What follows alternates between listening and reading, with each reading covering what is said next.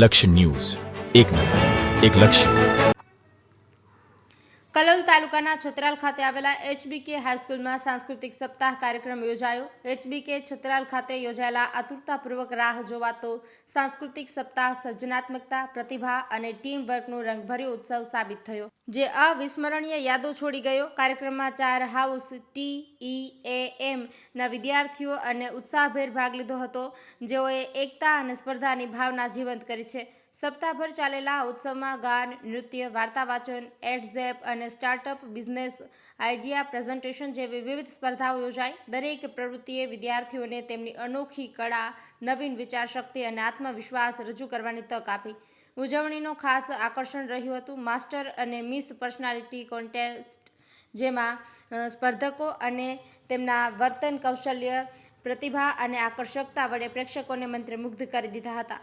સંસ્થાના managing trustee Shri શાશ્વત કાપડિયા સાહેબે વિદ્યાર્થીઓ, સંસ્થાના પ્રિન્સિપાલ અને શિક્ષકોના પ્રયત્નોની પ્રશંસા કરતા કહ્યું, સાંસ્કૃતિક પ્રવૃત્તિઓ સર્વાંગી વિકાસ માટે એક ઉત્તમ મંચ પૂરું પાડે છે.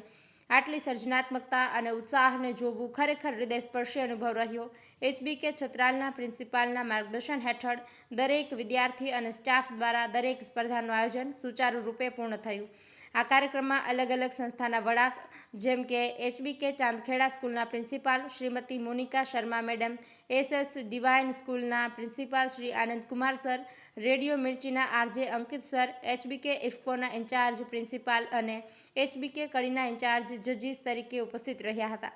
સાંસ્કૃતિક સપ્તાહનું સમાપન વિજેતાઓના સન્માન સાથે થયું અને આગામી સમયમાં વધુ રંગીન પ્રવૃત્તિઓ લાવવાનો સંકલ્પ વ્યક્ત થયો હતો. આ કાર્યક્રમમાં સાચા અર્થમાં ટીમવર્ક, સર્જનાત્મકતા અને શ્રેષ્ઠતાનું મૂલ્ય પ્રતિબિંબિત થયું હતું.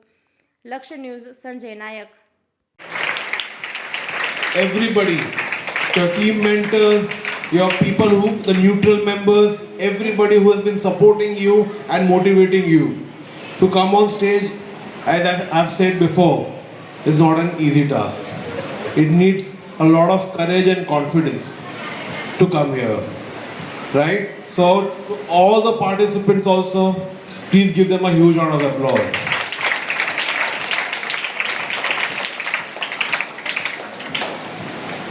You know, I didn't get an opportunity, or you didn't give me an opportunity to speak on Independence Day because you are all busy for your practice.